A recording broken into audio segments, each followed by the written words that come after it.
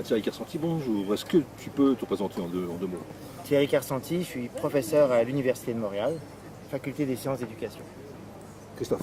Moi, je voulais le prendre en sandwich, ça me fait super plaisir que tu sois venu à Ludovia, c'est la première fois à Ludovia. C'est ma première fois à Ludovia. Tu as publié récemment un article, ou toute une série d'articles sur les nouvelles compétences liées au numérique. Qu'est-ce qu'on souhaite que les jeunes maîtrisent au niveau du numérique? Alors on a fait plusieurs travaux de recherche auprès d'élèves du primaire et du secondaire. On tentait de voir justement quelles étaient les nouvelles compétences que les jeunes devaient maîtriser au XXIe siècle. Et sans aller vers les compétences du XXIe siècle qui sont très populaires en Amérique du Nord, on a cherché à identifier quelles sont les compétences qui étaient les plus importantes. Est-ce que tu peux introduire un peu, résumer un pitch en une minute pour que les gens ils aient envie d'aller voir cet article? Compétences informationnelles, développement de l'autonomie, mais on a beaucoup travaillé aussi sur le concept de passivité. On a énormément d'élèves qui sont passifs avec le numérique, c'est un fléau chez nous, peut-être aussi chez vous. Et donc on regardait un peu comment contrer justement ce Passif fléau. avec le numérique, pardon. Des élèves qui sont passifs avec le numérique, c'est-à-dire qu'ils sont en salle de classe, il y a du magistral, puis ils ont Je pensais que l'inattention, la passivité, c'était lié au contraire à des activités qui étaient plus traditionnelles. Non? Oui, mais il y en a qui font du traditionnel avec du numérique, Ah oui. ou il y en a qui réussissent à faire du passif avec du numérique. Tu mets un TBI et tu l'utilises comme un tableau noir, ça, tu c'est fais du passif avec du complètement, numérique. oui, ça, Ouais, mais même sans TBI, on arrive à rendre les élèves passifs aussi. Oui. Alors on a observé beaucoup ça et puis on se dit maintenant, l'idée c'est de mettre les élèves en action. Puis même avec les nouvelles tendances, la robotique, etc. et tout, on présente aux élèves, ils sont encore à nouveau passifs. Et je me dis, on est en train de rater le coche à plusieurs égards. Finalement, donc du coup, je rebondis. Rebondis. Finalement, l'enjeu, c'est celui des pédagogies actives, alors c'est d'une manière générale plus que celui du numérique. C'est des pédagogies actives. Je pense que c'est pas nouveau. Oui, c'est pas nouveau. Non. C'est pas nouveau. Non. Mais avec le numérique, ça prend une proportion qui est quand même intéressante. Mm. Et puis il y a des possibilités très intéressantes. Et je pense qu'il faut faire attention de ne pas faire fausse route avec ça. Et donc, que ce soit l'apprentissage, l'enseignement du code, etc. Avec les pédagogies actives, on apprend plus, on est plus engagé. Il y a énormément de conséquences positives pour les élèves. Alors, du coup, je me permets de poser la question que je voulais poser tout à l'heure. Ce qui heurte, on en parlait encore hier soir, ce qui heurte la sensibilité de certains enseignants par rapport à la manière par rapport à ce que vous faites vous au Canada, c'est la manière dont vous vous appelez vous-même, c'est-à-dire des technopédagogues. Et ça heurte beaucoup ça en France. Pas moi. Je sais, mais toujours. Voilà. Disons, moi, je ne suis pas technopédagogue, je suis un simple professeur à l'université. Bon. J'étais prof de lettres au lycée dans Bon. une ancienne vie. Bon. Mais les technopédagogues chez nous, c'est des espèces de conseillers pédagogiques qui sont spécialisés dans le domaine du numérique. D'où l'appellation technopédagogue. Oui, C'est sans prétention, mais c'est quelqu'un qui s'occupe à la fois du numérique et du pédagogique. D'accord.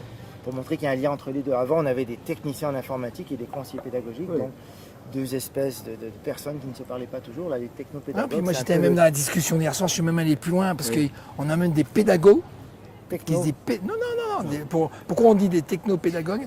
Parce qu'il y a des pédagogues qui refusent la techno. On dit la pédagogie, et donc c'était vraiment pour faire les gens. Il y a des gens qui connaissent bien les outils, qui les maîtrisent. Mais ça, on a chez nous aussi. Voilà. On a des gens qui refusent toujours la technologie. Bon, c'est dangereux, c'est pas bon. On attend que ça Non, passe. mais sans parler de danger que peut représenter, mais c'est simplement parce que ça a souvent éloigné ce thé de technologie, ce thé qu'on trouve dans Tantique, dans High City par exemple. Ce thé, il est souvent éloigné quand même quelques enseignants qui étaient prêts à démarrer et qui se disent non, moi je suis pas un technicien, je suis pas.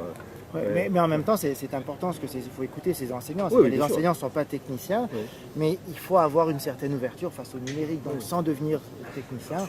Alors il faut trouver un juste équilibre Bien entre un petit peu de technologie, D'accord. s'éloigner un petit peu de sa zone de confort, et certains ont du mal des fois à s'éloigner un peu des bouées de sauvetage. Voilà.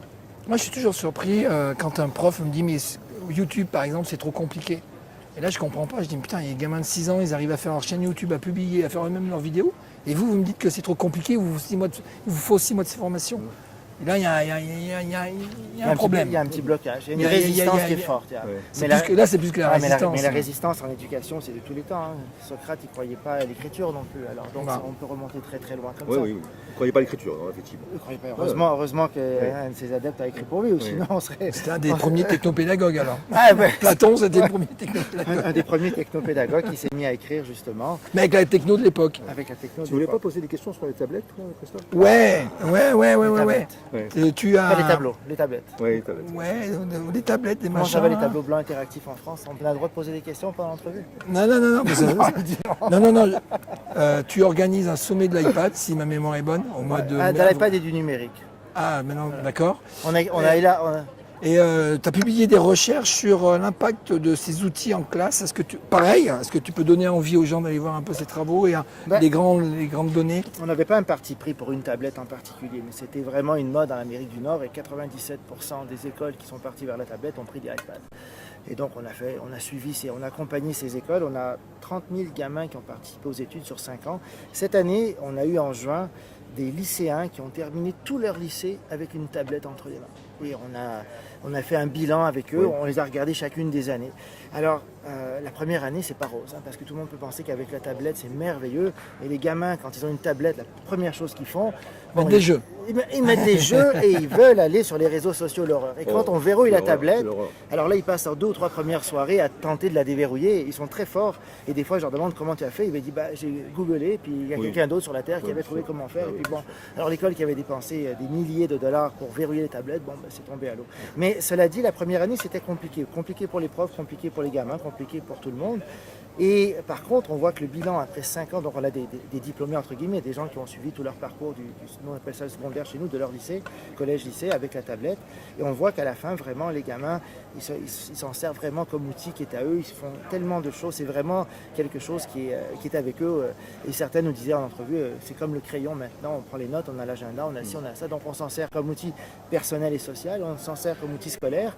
Et on a appris à gérer ces deux mondes, ces deux univers, pour arriver à rester concentré pendant les cours, pour ne pas être toujours sur les réseaux sociaux, les notifications et tout ce qui arrive. Diverses compétences, stratégies, donc celle de s'auto-gérer avec toutes ces tentations qu'on appelle gentiment, qui sont liées au numérique. Tentations gentilles, Facebook, Instagram, etc. Mais il faut comprendre que pour les gamins, quand on calcule tout ce qu'ils reçoivent entre Facebook, Instagram et Snapchat, qui sont les trois, et les messages textes aussi, et les SMS, tout ça ensemble, ça leur fait en moyenne 400 à 600 notifications par jour. Oui, bien sûr. C'est beaucoup. Oui. Ils ont appris à se gérer. Donc, le fait de leur donner des outils, de leur apprendre à se gérer, c'est positif. Donc, le bilan après 5 ans, c'est positif, mais c'est pas sans nuance. Ça veut dire que c'est pas aussi simple que ça. Formation des profs, etc. Et après 5 ans, il y a des profs qui savent toujours pas aussi comment, qui font du magistral avec, qui les font s'asseoir, prenez des notes. Alors là, il n'y a personne qui prend des notes et puis bon, ils font autre chose dans ces cours-là, mais ils adorent ces cours, ça leur permet de souffler, exact. C'est ce qu'ils nous disent, de faire leurs devoirs d'autres disciplines. Mais il y a des profs qu'ils n'aiment pas, parce que les profs, ils sont fous un peu, ils sont derrière eux, ils les laissent pas tranquilles, ils les obligent à bosser à chaque instant. C'est ce genre de profs qu'on Dis donc, on n'a pas un peu les mêmes entre le Québec et la France? On pourrait les réunir ensemble. Je pense que là, il y a Donc, des invariants. Hein. Mais la tablette, on a ses premiers diplômés, ce qui est quand même quelque chose d'assez exceptionnel. Et bon, là, les outils sont un peu plus variés maintenant en Amérique du Nord chez nous. La tablette facilite la vie aux profs aussi parce que c'est un outil uniforme. Donc, quand tu leur demandes de faire quelque chose, surtout au lycée, c'est plus facile. Il y en a 34 dans ta classe, 34 font la même chose. Il n'y a pas des outils trop différents. Arriver à l'université, les outils varient plus et là, on demande moins aux gens de faire la même chose. Mais en même temps, les usages à l'université sont moins novateurs qu'au lycée. Au lycée, quand on compare chez nous, les usages beaucoup plus novateurs. Pourquoi ? Parce que le prof, il arrive à leur faire quelque chose beaucoup plus loin parce qu'il y a un outil unique. Donc, c'est un dilemme complexe, mais on regarde la chose. Vous retrouverez tout ça sur carsanti.ca. Voilà. Un grand merci Thierry. Bon Ludovien. Merci à toi. Merci à toi. Merci d'être venu. À très bientôt.